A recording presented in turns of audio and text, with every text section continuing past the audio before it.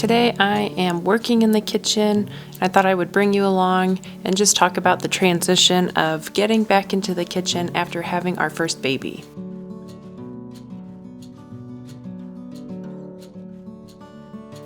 Once the camera started recording, I noticed how smudged up our fridge is.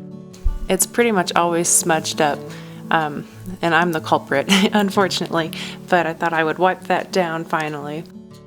So I'm just getting ready to make a quick dinner. I'm gonna smoke fajitas, and then also there is an apple fritter recipe by Hopewell Heights that I wanted to try. I had a few apples that I needed to use up and a ton of sourdough discard, so it was the perfect recipe. So as I'm getting this stuff ready, I thought I would just talk about some things that I've learned along the way to help me get back into the kitchen while having a baby.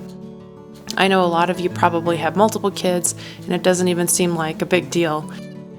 It was definitely a huge transition after having our daughter to figure out how to make it work to where I could focus on being in the kitchen, but also take care of her at the same time.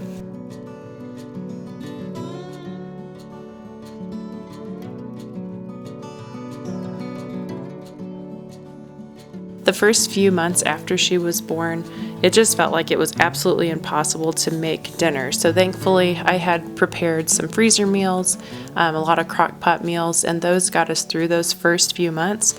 But after we ran out of that, it was time to figure out how to actually get into the kitchen, not to cause a lot of stress on me, and also how to have a good routine so our daughter's taken care of and the schedule just lines up perfectly so dinner's made on time and everybody's happy. Some of the things that I've figured out is definitely prepping food earlier in the day whenever I can. So I do work a part-time job from home. I'm really grateful that I can still be at home with Maeve while working, but it is hard to squeeze in, prepping food, working, taking care of a baby, all at the same time. So I really try to use my time wisely. If there's ever anything to chop up, or if I can get meat marinating or anything like that, I try to do that in the morning.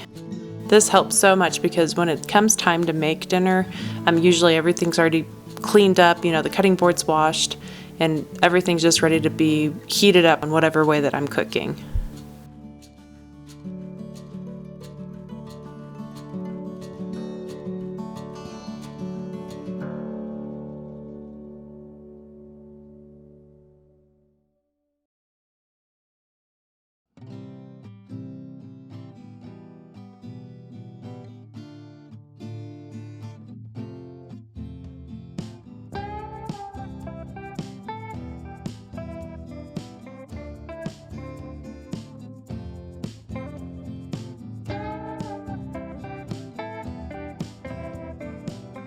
Another thing that I figured out is using the smoker. We have a smoker, or if you have a grill, just seems like a really easy way to make a delicious dinner.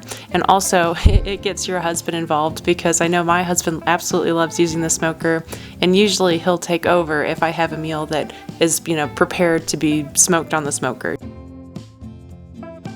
These fajitas I marinated, and now he's out there cooking them for me. The vegetables are out there, so he's kind of taking that off my plate, no pun intended, and he's able to finish dinner up for us.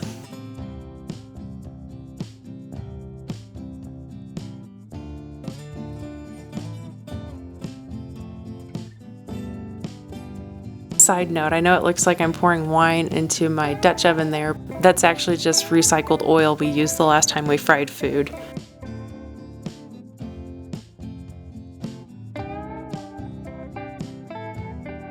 Aside from prepping early in the day, I also try to use the freezer. If I'm chopping an onion, I might chop 2 or 3 onions so that next time I need it, it's just in the freezer ready to go and I can throw it into our meal. So I use the freezer a lot to prep meals or even just prep ingredients that'll be easy to use in future meals. It's also a great way to batch cook. So for example, if I'm making a meatloaf, I'll make 2 meatloafs and get them ready to go, and then before I cook both of them, I'll actually just put one in the freezer so it's ready to be baked next time we want it. This is a huge way to save time because in the next few weeks I'll have like a freebie dinner that's in the freezer just ready to go. All I need to do is turn the oven on and throw that meatloaf in there. I also learned with having a baby that it's just necessary to go with the flow. So I used to be, or I really am, I like to just complete, the task at hand. I'm a checklist person. I want it to be finished. I don't want to switch roles or anything. I just want to get it done. But that's not always possible when you have a baby. So it's really just learning how to go with the flow and just, breathe. If you have to stop a task, it's not the end of the world, and know that it's going to be there when you come back.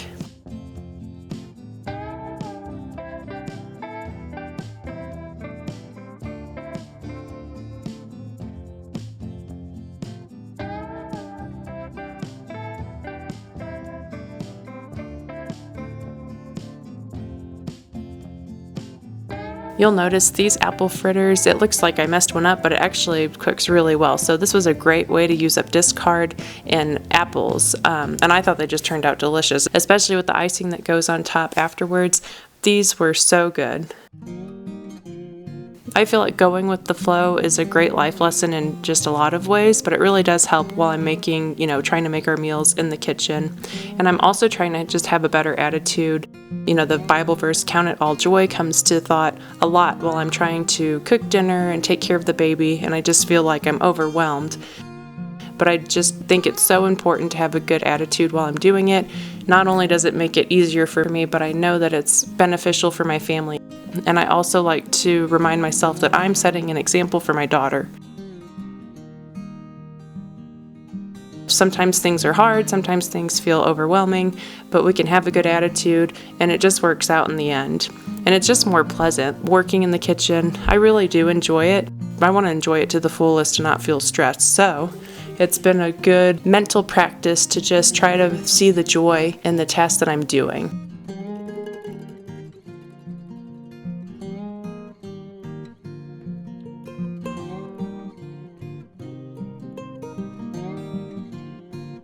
So this video is really just a rambling of different things that I've tried to implement or that I've learned along the way as I'm getting back in the kitchen as a first-time mom. I hope that you'll be able to use some of these in your own kitchen, or it has helped to encourage you to just get back in there.